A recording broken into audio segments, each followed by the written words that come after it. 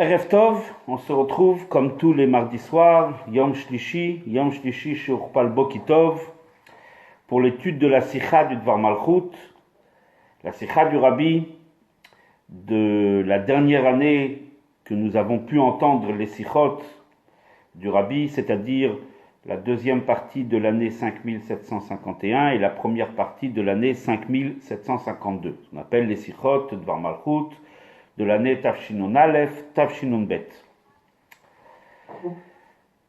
Cette sikha-là, en fait, est la suite. On voit quelque chose ? Excusez-moi. Cette sikha-là est la suite de la sikha de la semaine dernière. Le Rabbi avait développé un concept très intéressant. On va revenir très rapidement sur ce concept. 2 petites secondes, excusez-moi.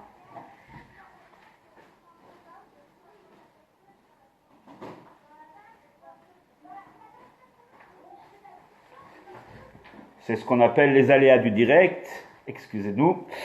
Donc, le Rabbi avait développé un concept très, peut-être même novateur, ce qu'on appelle un chidouche. Très souvent, on a l'impression, puisqu'on parle ces derniers temps de Géoula, de Mashiach, suite justement, le Rabbi a récité ce discours, cette sikha, quelques jours, quelques semaines après avoir dit « Faites tout ce que vous pouvez pour amener Mashiach ».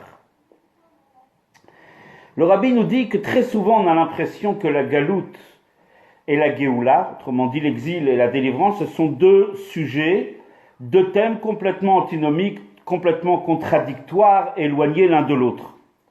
C'est-à-dire que la galoute, c'est une situation négative, qu'il convient de quitter, qu'il convient de, si on peut dire, de laisser derrière nous, et d'aller vers la Géoula, qui est une situation nouvelle, ce qu'on pourrait dire une terre nouvelle.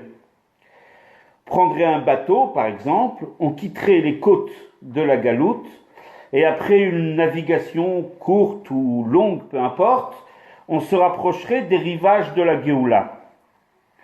Et ceci peut induire beaucoup d'erreurs. Nous dit le Rabbi, c'est une erreur. C'est une grande erreur. Le Rabbi nous fait remarquer que le mot Géoula, qui est composé de 5 lettres, Gimel, Aleph, Vav, Lamed, Hei, est composé des 4 lettres qui composent le mot Galout. Galout dans le Tanakh est plutôt dit Gola. Et on retrouve le Gimel, Vav, Lamed, Hei, autrement dit 4 lettres qui vont constituer le mot Géoula, ces 4 lettres se trouvent dans Géoula. Autrement dit, la Géoula serait constituée en majorité de la Gola. C'est intéressant. La seule lettre de différence, c'est qu'il y a un rajout d'un Aleph dans Géoula. Dans Géoula, il y a une lettre en plus, c'est tout. Si vous enlevez ce Aleph, c'est Gola. Comme quoi que Gola et Géoula sont en fait assez proches. Comment construire la Géoula sur la base de la Gola, de la galoute? La Gola, nous dit le Rabbi, est bonne. C'est une base qui est bonne. Il manque juste une petite chose qui fait toute la différence. Quelle est cette petite chose, nous dit le Rabbi, qui fait toute la différence? C'est Aleph. Le Aleph. Mettez le Aleph dans Gola, vous avez une situation complètement différente. Quel est ce Aleph? Que veut dire Aleph?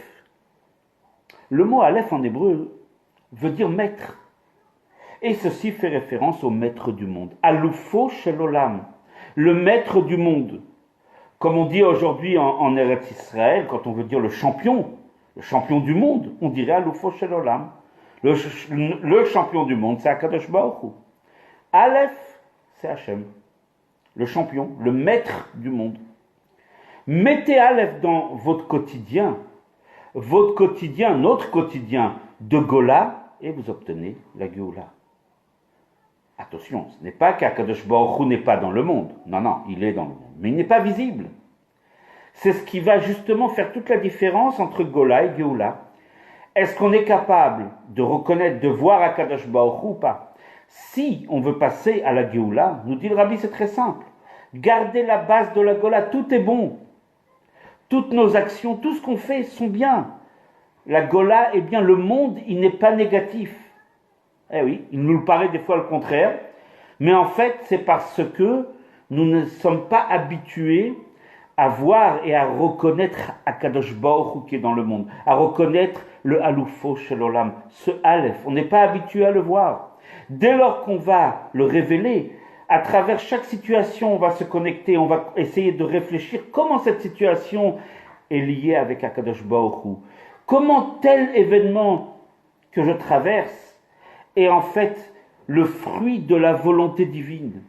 Et donc forcément, j'ai aussi une mission à accomplir. C'était ce le Rabbi avait expliqué la semaine dernière. Ce Aleph qui doit être introduit dans Gola transforme la Gola en Géoula. C'était le thème de la semaine dernière. Le Rabbi va développer ce thème-là cette semaine. Vous remarquerez qu'il y a en fait deux éléments. Il y a la Gola c'est-à-dire la galoute, dans laquelle je dois révéler le Aleph, révéler le Aleph, et Gola devient Géoula. C'est-à-dire qu'il y a le Aleph, Alufo Shel Olam, Akadosh Baruch Hu, et il y a la Gola. Il y a deux éléments. Donc il faut déjà comprendre, premièrement, où dois-je introduire le Aleph, ou le révéler. C'est-à-dire comment regarder de façon différente le monde qui m'entoure, le monde dans lequel je vis, le monde qui est la scène sur laquelle je dois travailler pour justement arriver à la Géoula. C'est le terrain sur lequel je dois justement œuvrer, et c'est ma mission d'amener la Géoula. Donc la semaine dernière, le Rabbi nous a beaucoup plus parlé sur le sujet du monde, sur le sujet de la Gola, dans laquelle je dois révéler le Aleph. Le Rabbi ne nous a pas tellement parlé du Aleph. D'abord le monde. La première chose que fait un juif quand il ouvre les yeux. Donc d'abord, nous dit le Rabbi la semaine dernière, dans la Sikha de Acharemot Kedoshim, regarde le monde. Ne le regarde pas avec un regard primaire, avec un regard superficiel. Et là, tu pourrais effectivement constater que le monde est une gêne pour ton service d'Hachem, est un élément perturbateur dans ta relation et ta connexion avec Akadosh Baruch Hu. Non, révèle Hachem qui se trouve dans le monde. Il n'y a plus qu'à le révéler, à penser à lui, à rattacher chaque sujet du monde avec Akadosh Baruch Hu. Le Rabbi a beaucoup plus mis l'accent sur le monde, dans lequel je dois introduire le Aleph. Cette semaine, le Rabbi va nous parler du Aleph. Quel est ce Aleph? Tout le monde sait, c'est Akadosh Baruch Hu. Il n'y a pas de problème là-dessus. Si on demande c'est quoi Hachem, Hachem. Mais il faut quand même comprendre, parce que si on veut amener Akadosh Baruch Hu dans le monde, il faut avoir une connexion avec lui. Et donc il faut le connaître. On ne peut avoir une connexion avec quelqu'un si on ne le connaît pas véritablement, ça paraît difficile. On doit avoir au moins une certaine compréhension, à la mesure de ce qu'un être humain peut comprendre d'Akadosh Baruch Hu, mais au moins essayer de se rapprocher par le Dat. Le Dat, c'est la connexion avec Hachem. Ce n'est pas seulement l'aspect intellectuel de la Torah, c'est aussi la connexion avec Akadosh Baruch Hu. On doit se connecter avec ce Aleph, comprendre quel est ce Aleph. Ce Aleph que je vais révéler dans le monde, dans la Gola. Et tout d'un coup, cette Gola va devenir une Géoula. Il faut savoir quel est cet élément, et il faut que je comprenne un petit peu plus. Et c'est ce que va nous expliquer le Rabbi. Avant de commencer l'explication extraordinaire du Rabbi, il est nécessaire d'introduire un petit point qui est développé dans ce qu'on appelle Pnimiyut HaTorah, dans le sens ésotérique de la Torah, dans le Zohar, dans la Chassidoute, beaucoup. Lorsqu'on parle d'Akadosh Baruch Hu, de Dieu, en fait, sans même se rendre compte, il y a deux choses. Pas Chas Shalom, il y a deux dieux, Chas Shalom. Il y a un seul Dieu. Très souvent, le Zohar, la Chassidoute, compare Akadosh Baruch Hu avec la source de la lumière, le soleil, et ensuite il y a des rayons qui émanent d'Akadosh Baruch Hu. Ce qui est présent sur terre, même de façon cachée, absolument, dissimulée, ce n'est pas véritablement l'essence d'Akadosh Baruch Hu, bien que, encore une fois, à la rigueur, ça serait le rayonnement d'Hachem, l'expression d'Akadosh Baruch Hu, le rayon. La lumière d'Akadosh Baruch Hu, ou bien on peut le dire aussi d'une autre façon, la force d'Hachem. Odo al Eretz Veshamayim, dit le roi David. Son rayonnement est sur la terre et le ciel. On le dit tous les jours dans la tfila. Qu'est-ce qui atteint la terre? Qu'est-ce qui atteint le bas monde, la création? C'est la lumière d'Hachem. Akadosh Baruch Hu lui-même, l'essence d'Hachem, il est bien plus haut. Et dans la Chassidoute, il y a un terme pour définir Akadosh Baruch Hu. Ça, c'est ce qu'on appelle Atzmut, l'essence du Créateur. Lorsqu'on veut définir la lumière, on dit Elokut, la divinité. La divinité, c'est l'expression qui émane d'Hachem, c'est cette lumière, cette force, cette chayut. On le dit tous les jours, Ve'ata mechaye et kulam. Toi, tu fais vivre la création.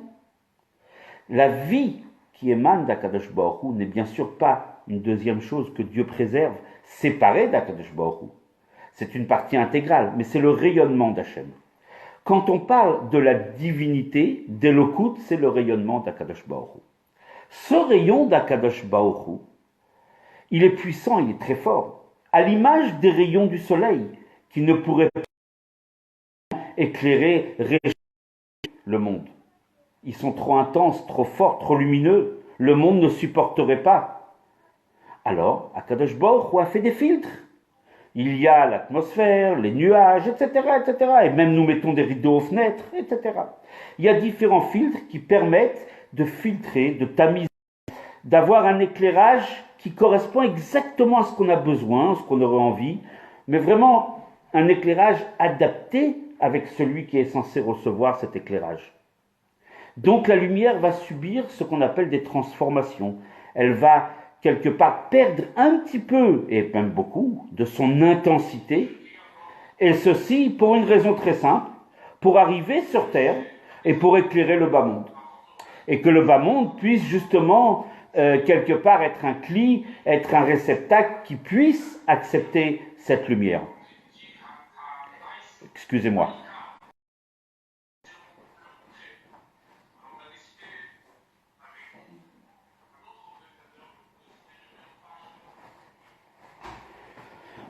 Excusez-moi. Et donc, cette lumière, elle subit des transformations jusqu'à ce qu'elle nous arrive à nous, cette lumière du soleil, et qu'elle puisse non pas être seulement acceptable, mais qu'elle puisse nous être bénéfique. Il en va de même pour le rayonnement divin. La lumière est beaucoup plus intense dans ce qu'on appelle là-haut, dans certains mondes spirituels. Et bien sûr, elle va perdre de son intensité au fur et à mesure qu'elle arrive à nous, de façon à ce que l'homme, si on peut dire, d'une certaine façon, que l'homme puisse se connecter à lui sans difficulté, sans être aveuglé, en exister, d'avoir sa véritable identité, son existence. Et c'est pour cela qu'il est tout à fait dans la Chassidoute explique qu'il y a différents niveaux d'intensité de la lumière. C'est un point d'introduction très important qui va nous aider, qui va être une clé pour comprendre ce que le Rabbi explique. On revient à notre sujet.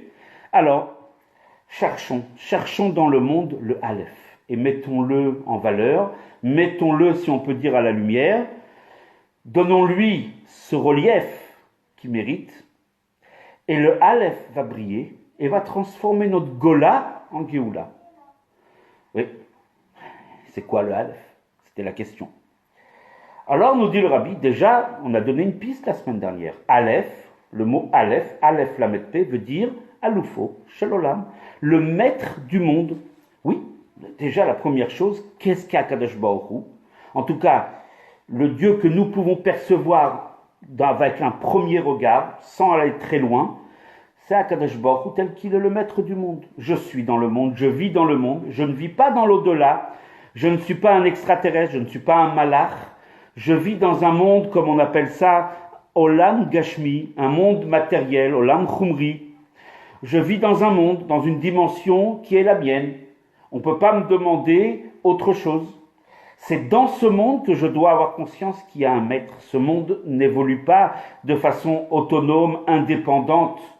Le monde ne peut pas être arrogant et s'abroger tous les pouvoirs. Non, il y a quelqu'un qui dirige le monde, qui se trouve dans le monde et qui le dirige. C'est celui qu'on appelle, qu'on va définir en tout cas, Aloufo Shel Olam, le maître du monde. Déjà, la première chose, prends conscience que dans ta réalité, dans ton quotidien, dans ton milieu professionnel, dans ton milieu familial, à chaque instant, Akadosh Baruch Hu est derrière toi et c'est lui qui dirige le monde.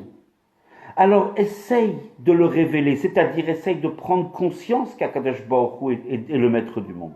C'est le premier niveau. On le dit d'ailleurs dans la prière de Rosh Hashanah et Yom Kippour. Veyeda kol paoul ki ata fe alto. Toute œuvre d'Akadosh Baruch Hu saura que c'est toi Hachem qui l'a créée. Reconnaître que nous avons été créés, que nous vivons chaque seconde, parce qu'Akadosh Baruch Hu, qui est le maître de ce monde, nous fait vivre le monde. Là, on parle, si on peut dire, d'une proximité, on parle de Elokut, d'un rayonnement divin avec lequel on pourrait avoir une sorte de relation, de rapport. Je ne dirais pas d'égal à égal, mais le Dieu tel qu'il s'habille, la lumière d'Hachem, telle qu'elle s'habille dans le monde, c'est la lumière telle qu'elle descend à nous, une lumière qui est accessible à l'homme, à l'Ufo Shel Olam. C'est un premier niveau, c'est une première idée de ce que veut dire Aleph, et que ce Aleph, en introduisant d'Angola, devient Géoula. Il y a un deuxième niveau. Aleph veut également dire enseignement. Comme le verset dit, Aleph Chachorma, Aleph Rabina, je vais t'enseigner. En araméen, d'ailleurs, on le transforme un petit peu, on dit Ulpena, qui veut dire un enseignement. Tout le monde sait, tout le monde connaît lorsqu'on veut apprendre le Lachon HaKodesh, on va à l'Ulpan. Ulpan, ça vient du mot enseignement. La racine du mot, en hébreu toujours en général 3 lettres, Aleph, Lamed Pei, Aleph. Aleph veut dire enseignement. Là, il s'agit d'un niveau de la lumière divine qui est un petit peu au-dessus du monde. C'est pas Akadosh Baruch Hu tel qu'il investit notre quotidien, c'est tel qu'Akadosh Baruch Hu est au-dessus du monde. L'enseignement, c'est quoi? C'est la Torah. La Torah, Kadma, la Olam, disent nos maîtres. La Torah, elle est au-dessus du monde. C'est la Torah qui est, si on peut dire, ce qui dirige le monde. La Torah, elle est Baalata Bait sur le monde. Elle est un petit peu le maître du monde, c'est la Torah. Kadosh Baruch Hu a regardé, a fait un plan, c'est la Torah. Estakel Boraita, il a regardé la Torah. Ou Bara Alma, il a créé le monde. Donc Aleph ferait référence à un niveau de la lumière divine avant même qu'elle pénètre dans le monde. C'est la Torah. Alors certes, elle est au-dessus du monde, mais elle a un lien, un rapport avec le monde. On peut être au-dessus de quelque chose. Imaginons par exemple dans une position sociale, on va dire par exemple dans la position familiale, les parents sont naturellement au-dessus des enfants, mais être au-dessus ne veut pas dire être détaché, encore heureux, sinon c'est plus des parents. Ils sont au-dessus, mais ils inspirent, ils ont une relation, un rapport direct avec les enfants. Un maître, un enseignant, une enseignante, sa qualité c'est d'être au-dessus, bien sûr, d'avoir une posture morale, spirituelle, qui la place au-dessus des élèves, mais en même temps d'être capable d'influencer, d'avoir une relation avec les élèves. C'est ce qu'on appelle, ce degré-là s'appelle un degré de la lumière divine qui est Me'al la Olam, au-dessus du monde, mais Bekesher la Olam, mais avec un rapport au monde. La Torah, c'est en fait la marche du monde. C'est en fait une science de vie, ça c'est la Torah. Torah Traïm, comme le Rabbi le ramène souvent, c'est le monde qui donne la vie au monde.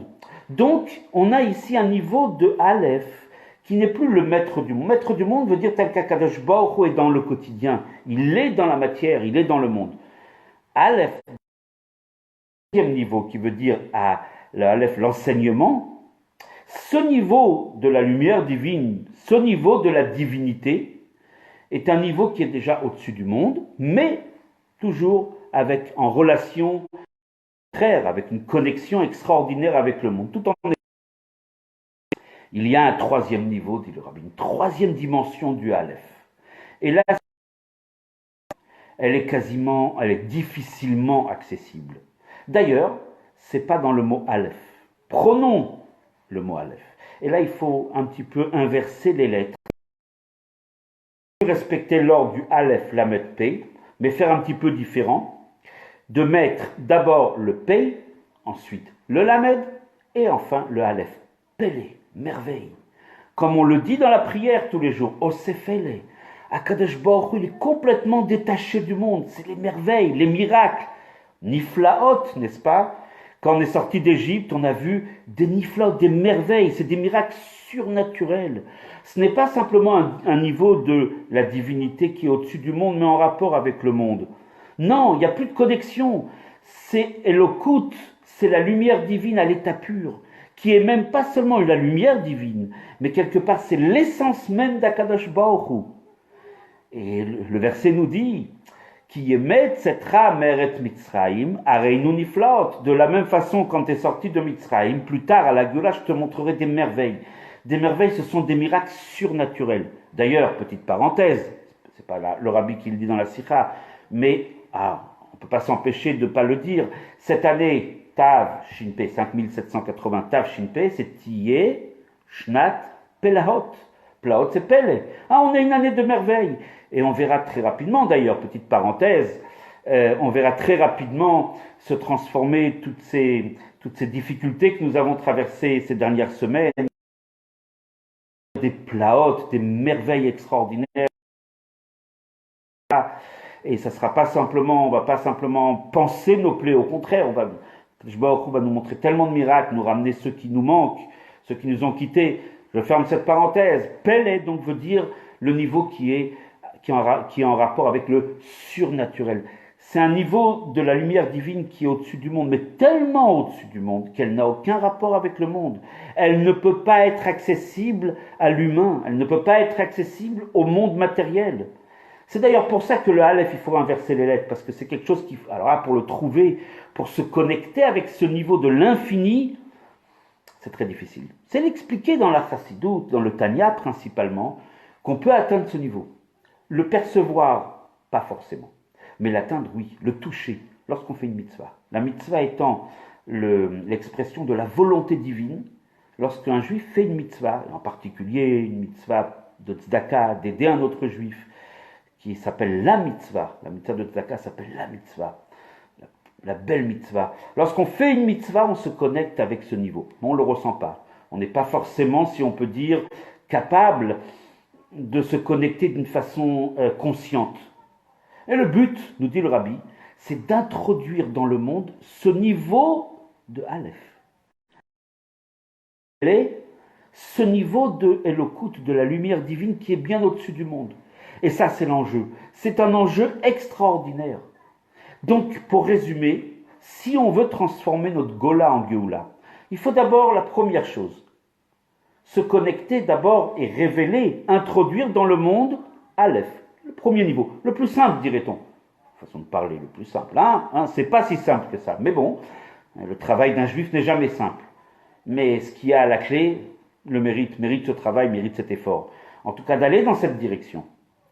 Donc le premier niveau que nous recommande la Torah, le Rabbi nous le dit, c'est d'introduire le Aleph, qui correspond au premier niveau de Aleph. C'est-à-dire tel qu'Akadosh Baruch Hu est le maître du monde. C'est Akadosh Baruch Hu tel qu'il s'investit, tel qu'il est dans notre vie au quotidien. Révéler, avoir conscience qu'Akadosh Baruch Hu est dans le monde. À la rigueur, c'est expliqué dans les textes de Chassidoute que même un non-juif peut comprendre. C'est pas difficile qu'il y a un maître du monde, peut lui expliquer que le monde ne peut pas se faire tout seul et que ce sont des théories fumeuses que les scientifiques qui, eux, se targuent d'avoir des arguments irréfutables, ne sont pas capables des fois des petites questions toutes simples qu'on pourrait leur poser, parce que justement, non, on ne peut pas écarter Akadosh Baruch Hu du monde, c'est évident, c'est logique. Il y a un maître du monde, comme la Gemara raconte avec Abaye et Rava, ces deux grands maîtres, qui tout petits déjà, ils étaient tout petits, ils devaient être des tout petits enfants lorsque leur Melamed, lorsque leur Moré, qui s'appelait Rabat, leur a dit devant qui on se prosterne, devant qui on est tout de suite, tout petits, ils ont levé les mains au ciel ou au toit, peu importe la différence entre les deux, et ils ont dit devant Akadosh Baruch Hu, cette conscience qu'en fait, même un petit enfant a, n'importe quel juif, et encore une fois, la dit, n'importe qui dans le monde a conscience que c'est Akadosh Baruch Hu qui dirige le monde. Il faut juste, entre guillemets, juste, en avoir conscience tout le temps. Donc, pas seulement lorsqu'on ouvre un livre et qu'on étudie, on rentre dans la synagogue, ou quand il nous arrive que Dieu préserve une petite épreuve, bon, pas une grande, une petite, et que là, tout d'un coup, on se dit, maître du monde, c'est toi qui gères tout ça, alors, ou alors au contraire, lorsqu'il nous arrive un bonheur extraordinaire et qu'on dit, Baruch Hashem, Il faut s'en rappeler tout le temps, au quotidien. Ça, c'est le premier niveau de ce qu'on appelle l'introduction du Aleph dans Gola pour transformer en Géoula. Nous dit le Rabbi, il ne faut pas se suffire de cela. Il faut aussi introduire dans Gola la dimension encore plus haute du Aleph. Aleph qui veut dire enseignement, la Torah. C'est-à-dire avoir conscience et être savoir qu'Akadosh Baruch Hu a créé le monde, dire Baruch Hashem toute la journée, et reconnaître le maître du monde, chanter, danser devant lui, c'est extraordinaire, bien sûr. Qui peut minimiser une telle attitude? Que Dieu préserve. Mais que Akadosh Baruch Hu, et là on parle d'un niveau d'Akadosh Baruch Hu, de la lumière divine, de la divinité, ce qu'on appelle Elokut, un niveau de la divinité qui est au-dessus du monde, en rapport toujours avec le monde, mais au-dessus, c'est la Torah. Étudier la Torah, n'importe qui peut le remarquer, peut le savoir. Lorsqu'on étudie la Torah, sans s'en rendre compte, on est investi par l'esprit d'Akadosh Baruch Hu. L'esprit divin investit l'esprit de la créature. Et au bout d'un certain temps, on se rend compte que nos têtes fonctionnent un petit peu différemment. On se rend compte tout d'un coup qu'on a un regard différent sur le monde, sur mon voisin, sur les membres de ma famille, sur mon quotidien. Tout d'un coup, je regarde différemment, parce que la Torah, c'est l'expression de la sagesse divine. Alors forcément, elle a un impact ordinaire sur moi. Forcément, lorsque j'étudie la Torah qu'on étudie quand on étudie un sujet, n'importe lequel que ce soit, ce sujet est à l'intérieur de mon esprit. Il n'est pas au-dessus, il pénètre mon cerveau. Donc forcément, effectivement, avoir conscience et se brancher avec le deuxième niveau, le niveau le plus haut, encore plus haut, de Aleph. Aleph qui veut dire enseignement. Il nous dit le Rabbi de ne pas se suffire de cela. Mais l'enjeu de la Géoula en dépend, c'est de s'attacher avec la dimension encore plus haute du Aleph. Ce Aleph qui, en interchangeant les lettres, va donner Pélé, c'est-à-dire la lumière divine qui est complètement détachée au-dessus du monde, qui est complètement au-dessus du monde. Cette lumière divine qu'on ne peut pas avoir accès, qu'il est difficile pour un humain de saisir et de capter. Mais on doit réaliser que Akadosh Baruch Hu, essayer que ça aussi devienne mon quotidien, l'introduire dans le Gola, dans la Gola. Et là, à ce moment-là, on arrivera à la Géoula. Donc, nous dit le Rabbi, qu'est-ce que je dois révéler dans cette Gola? 3 dimensions du Aleph. Encore une fois, pour terminer, la dimension du Aleph Alufo Shel Olam, maître du monde, tel qu'Akadosh Baruch Hu est dans le monde. Introduire la dimension du Aleph qui est la Torah, la Aleph du Milachon Ulpan, enseignement, tel que Akadosh Baruch Hu est au-dessus du monde, mais en rapport quand même avec le monde, et introduire dans notre Gola, c'est-à-dire dans notre quotidien, dans notre monde, le niveau de Aleph, Otiot Pele, qui fait les lettres de Pele, c'est-à-dire le niveau de la divinité qui est complètement détaché du monde. Lorsqu'on est capable d'arriver à vivre ces 3 dimensions de Aleph, tout en étant dans le monde, alors c'est ce que le Rabbi appelle introduire le Aleph dans Gola. Et tout d'un coup, miraculeusement, cette Gola tout d'un coup devient Géoula. Cette Gola qui est noire, qui est horrible, avec toutes ces épreuves, qui nous paraît tellement négative, qui nous paraît tellement noire, nous dit le Rabbi, elle n'est pas si noire que ça, au contraire. Il faut juste révéler le Aleph. Et lorsque j'aurai révélé le Aleph, la Gola se transformera mais d'une façon éclairée. Prenons un petit exemple pour aider à comprendre. Ce n'est pas l'exemple que le Rabbi donne dans la Sikha, mais c'est nécessaire pour bien comprendre. Prenez une personne qui achète une maison, une belle maison, et qui va engager les conseils d'un décorateur d'intérieur. Aujourd'hui, un architecte d'intérieur, un décorateur d'intérieur, etc. Pour être bien conseillé sur les meubles, sur l'aménagement intérieur de la maison, les peintures, les revêtements du sol, du mur, etc., etc. Je crois qu'on fait rêver un peu tout le monde ici. Hein. Et donc, on va engager cet architecte d'intérieur et qui va nous aider à aménager, qui va nous donner des bons conseils. Et on va amener un canapé de telle couleur, de telle matière, noble, etc. Une table très jolie, bien sûr, dans une maison juive d'abord, une sifria, une bibliothèque avec beaucoup de sfarim, c'est la première chose qu'on met dans une maison juive. Et bien sûr, des beaux chandeliers de Shabbat qu'on va mettre sous verre dans une vitrine qui va mettre en valeur ces beaux chandeliers. Imaginons que quelqu'un va aménager sa maison. Par contre, il lui manque un petit détail qu'il aurait oublié. Il a oublié d'appeler l'EDF, enfin je ne sais plus, ça s'appelle plus EDF aujourd'hui, il faudra que je regarde la facture, comment ça s'appelle.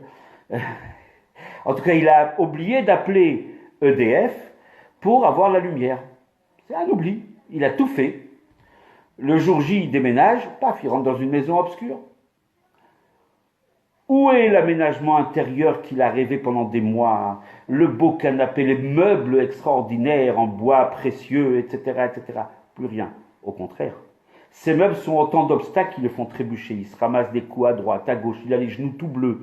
Il est tombé plusieurs fois, il s'est cassé la figure, il a les lunettes à moitié déformées.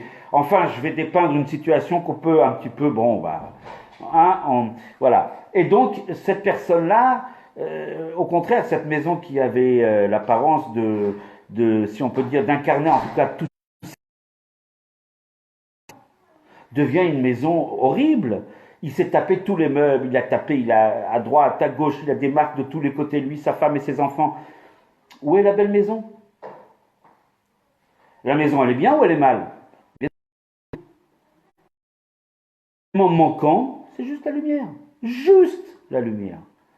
Alors on appelle un coup de téléphone à, bien sûr, il y a un téléphone d'urgence.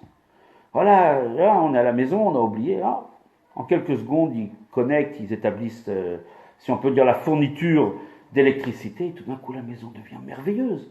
Waouh! Tout le monde est émerveillé.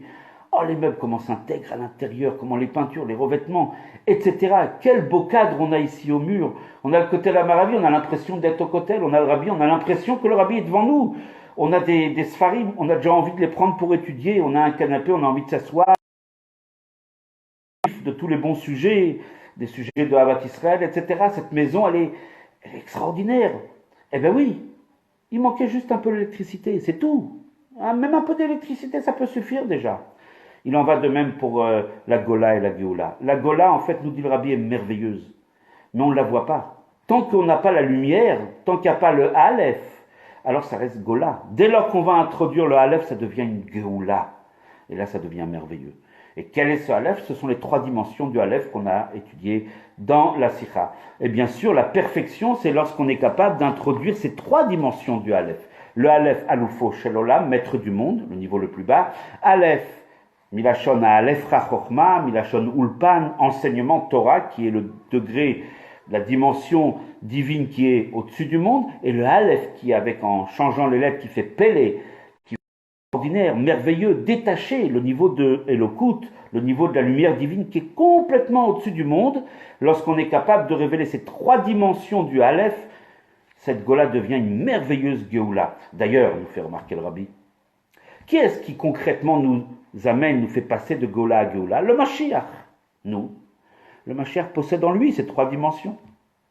D'abord, la première chose, c'est, avant tout, il s'appelle Melech HaMashiach. On ne s'est jamais posé la question. Nous disons dans la Tfila, Ein lanu Melech, Elata, nous n'avons de roi que toi, Hachem.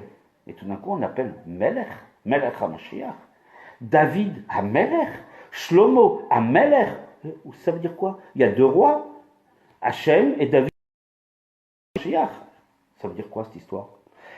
La réponse elle est très simple. David n'est pas un Melech. David qui est dans le monde, c'est pour ça qu'on l'appelle Melech. Il se fond complètement, il se soumet à Akadosh Baruch Hu, et c'est lui qui instaure la royauté divine dans le monde. Alors il en prend part aussi. Il prend un petit peu de ce nom. D'ailleurs, disent nos sages, celui qui couronne le roi est appelé aussi un peu Melech. Les Juifs sont appelés Benei Melachim. Et à tel point, disent nos sages, même Melachim Mamash. Donc Melech HaMashiach, c'est un roi qui instaure la royauté divine sur terre. Donc il a ce côté roi, parce qu'il instaure Hachem, maître du monde. Le degré de Aleph, Alufo, Shel Olam, maître du monde. Mais Mashiach est aussi appelé Chacham. Il est appelé aussi Rav. C'est quelqu'un qui enseigne la Torah. Melech HaMashiach nous enseigne la Torah. Le niveau, la dimension du Aleph. Aleph Chachokma Aleph, qui veut dire enseigner, qui fait référence à la Torah qui est la dimension divine, non plus telle qu'elle investit le monde, mon quotidien, ma vie de tous les jours, mais telle qu'elle est, elle se place au-dessus du monde, toujours bien sûr en connexion avec le monde, comme le maître est en connexion avec son élève, comme on l'a dit. Et donc, Melech HaMashiach a aussi cette dimension du Aleph en lui. Cette dimension de la Torah, c'est le maître absolu. Et il a aussi en lui la dimension de Pélé.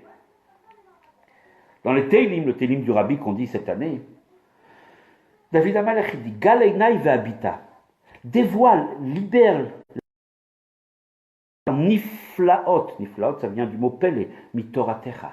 Les merveilles de ta Torah, ça fait référence à ce qu'on appelle Pnimiut ta Torah, la Kabbalah, la Chassidut, ce qu'on appelle le côté profond de la Torah, la Neshama de la Torah, celle qui est difficilement accessible. Quand on étudie encore un texte de Halacha, de Chumash, de Gemara, il y a une certaine logique.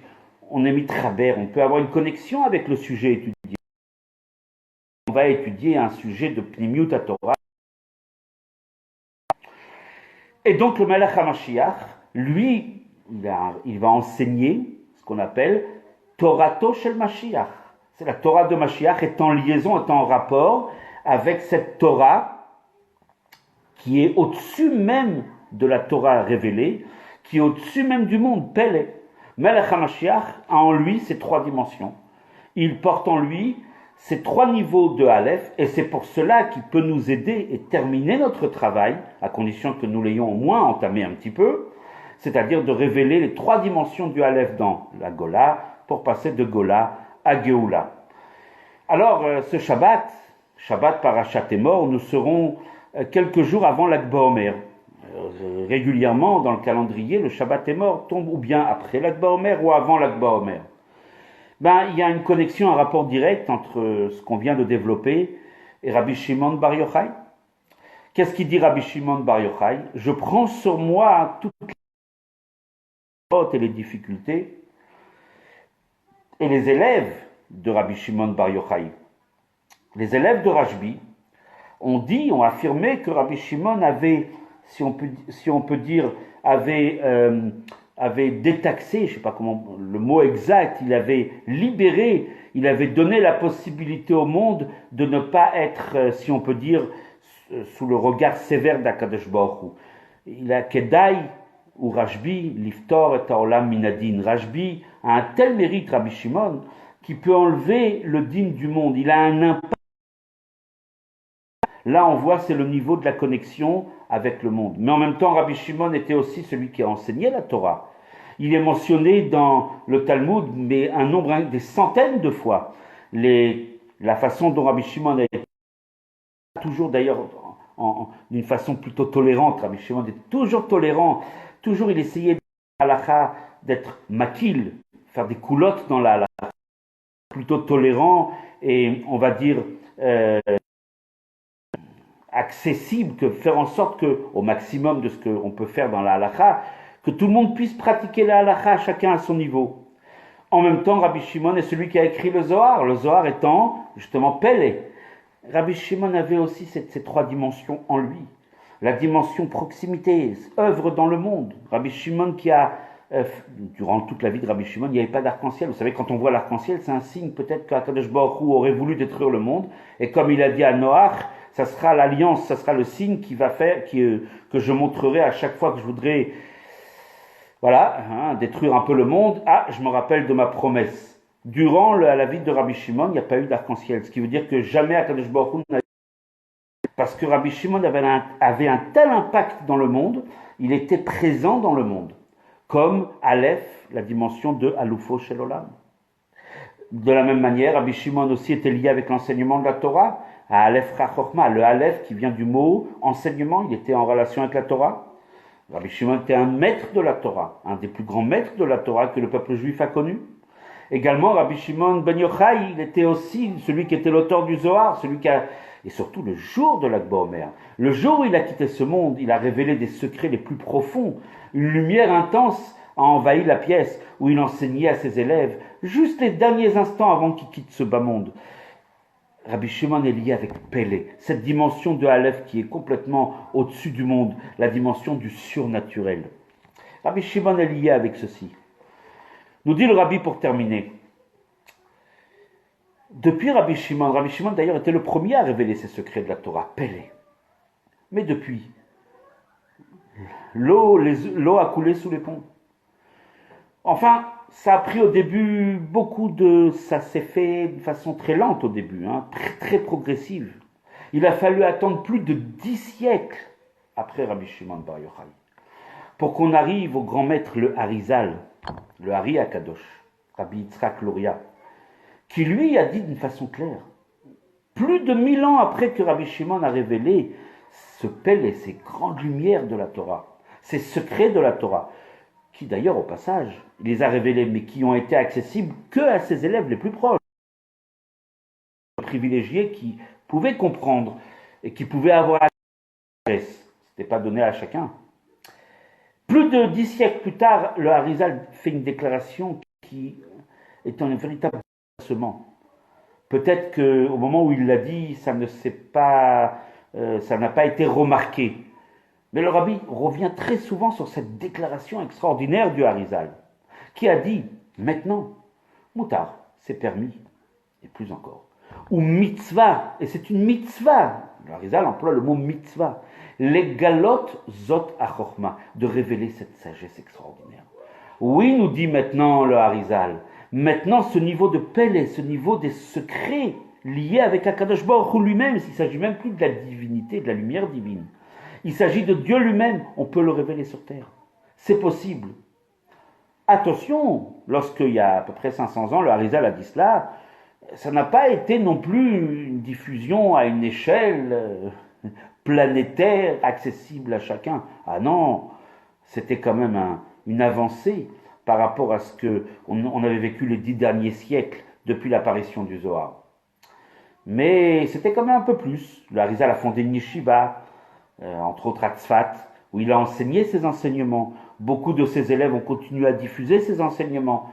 Mais ça restait quand même, on va dire, assez peu accessible au commun des mortels, aux juifs, qui pouvaient difficilement comprendre de quoi il s'agissait. Il a fallu arriver au Baal Shem Tov, qui lui a commencé à traduire ça dans des concepts actifs, concrets. Le Baal Shem Tov, dans l'année Tafshin Zayin à Rosh Hashanah, il s'endort. Il s'endort et il monte au ciel. Il se voit, il a l'impression qu'il a quitté ce monde. Il voit un monde de malachim, des gens qui sont habillés en blanc. C'est une lettre qu'il écrit à son beau-frère Rabbi Gershom de Kitov. Il lui envoie cette lettre et il lui dit, il lui raconte ce qui s'est passé. C'est une longue lettre. On va dire juste le point. Il dit, j'ai cru que j'étais parti. Et là, on m'accueille, on me dit, non, t'as encore beaucoup de choses à faire dans ce bas monde. Et là, dit le Baal Shem Tov, on me fait rencontrer une neshama extraordinaire, une âme extraordinaire, toute de blanc vêtue. Et je reconnais le maître, le Melech HaMashiach. Et le Baal Shem Tov ne perd pas, comme on dit, ses moyens. Et il s'adresse au Melech HaMashiach, pas impressionné pour un sou. Et il lui dit alors, c'est pour quand? Et Matai Kaati Mar, quand est-ce que maître viendra-t-il? Baal Shem Tov n'a pas perdu le sens de la réalité. Et le Melech HaMashiach lui dit, entre autres, la première chose et la principale, Licheshei Yafutsu, lorsque seront diffusées, Ma'ayanotecha, tes sources, Chutza à l'extérieur. Ça suffit pas à ce qu'a fait Rabbi Shimon ben Yochai, c'était un premier pas. Chacun est là pour construire et pour faire avancer le monde d'une étape. Mais il y a encore autre chose. Il y a aussi le Harizal, 10 siècles plus tard, mais ça suffit pas. Toi, Baal Shem Tov, tu devras diffuser tes sources à l'extérieur. Là, on a encore atteint un niveau supplémentaire. Et c'est pas fini, nous dit le Rabbi. On voit bien dans l'histoire. Les élèves du Baal Shem Tov, en l'occurrence le successeur, le Maggid de Mezrich, a continué à diffuser plus accessible à chacun. Et c'est pas fini. Il a fallu attendre l'Admor HaZaken, Rabbi Shneor Zalman, le fondateur de la Chassidut Chabad. Et lui-même a connu un moment dans sa vie où il y a une sorte de remise en question. Il a été emprisonné, il s'est posé la question. Bon, on ne va pas rentrer dans les détails de l'histoire. Simplement, l'Admor HaZaken a continué à diffuser encore plus après la sortie de prison. Il a compris que c'était un décret. Il a compris, le Baal Shem Tov et le Maggid sont revenus dans ce bas monde. Ils étaient déjà partis, ils sont revenus dans sa cellule pour le lui dire. Et donc, il a diffusé encore. Et tous les rabbis de Chabad ont continué à diffuser ce pélé, ce niveau le plus haut d'Akadosh Baruch Hu. Le niveau le plus inaccessible a commencé à investir le monde. Cette dimension la plus haute de Aleph a commencé à rentrer dans le monde. Nous dit le Rabbi de nos jours, c'est accessible, on imprime des livres. À n'en plus finir. Aujourd'hui, on a les sikhot du Rabbi, on a les Mahamarim, on a des textes de Chassidout, de façon extraordinaire, chacun peut comprendre. On ne se rend pas compte de ce qu'on est en train de vivre. N'importe qui peut ouvrir un texte de Chassidout profond, qui étaient des textes que pendant des siècles, des dizaines de siècles, personne ne pouvait comprendre. Aujourd'hui, on a accès à cette sagesse. C'est quelque chose d'extraordinaire. Voilà pourquoi nous demander de se connecter avec cette dimension du Aleph. Pélé, la dimension la plus haute, aujourd'hui, est une chose à notre portée. Nous dit le Rabbi, c'est quelque chose que chacun aujourd'hui peut faire facilement. Et justement, étudier cette Torah, de l'amener au concret. Et cette Torah telle qu'elle s'exprime de nos jours, comme le Rabbi nous dit, c'est l'étude que le Rabbi nous fait partager des textes de Géoula et Mashiach. Avec ces textes de Géoula Mashiach, on peut se connecter avec la dimension la plus haute du Aleph, Otiot Pélé, merveille. Et effectivement, lorsqu'un juif est connecté avec les trois dimensions du Aleph, et en particulier avec la dimension la plus haute, Pélé, alors, Ein Pélé, on dit en hébreu, il n'y a plus de miracle, il n'y a plus lieu de se poser des questions, qu'on peut vivre des miracles, et on les vit, et on va les vivre encore davantage, et c'est évident que très bientôt, quand on dit très bientôt, c'est très très proche, dans les minutes qui suivent, nous allons pouvoir goûter et voir comment la Gola, par notre travail, s'est transformée en Géoula, la Géoula Amitit Ve'ashlema, cette Géoula qu'on attend tous et qui va laisser ces événements qui nous ont amené beaucoup de tristesse et de peine ces derniers temps, il faut dire les choses telles que nous les avons ressenties. Et effectivement, on sera dans le troisième Beth Amikdash, Teikef ou Miyad Mamash, véritablement prenons conscience. Et le Rabbi nous a toujours demandé de participer à ces festivités liées justement avec Rabbi Shimon ben Yochai. Alors cette année peut-être les parades seront un peu différentes. Je sais qu'il y a une parade qui est organisée, si je ne me trompe pas, à Sarcelles, d'une façon adaptée aux actuels, en tout cas adaptée aux événements actuels. Je ne fais pas référence à ce que nous avons vécu maintenant, mais aux événements actuels, c'est-à-dire la venue de Mashiach. Et donc on aura une parade extraordinaire, mais bon, si Chaz Shalom, on est encore un tout petit peu dans la galoute. Et vous, participons à cette joie de Rabbi Shimon ben Yochai. Connectons-nous avec le degré du Aleph, révélons ce Aleph dans la Gola pour le transformer en Géoula, et que très rapidement nous sortons de cette galoute. Yechi Adoneinu, Moreinu, Verabeinu, Melech HaMashiach, Le'olam Vaed.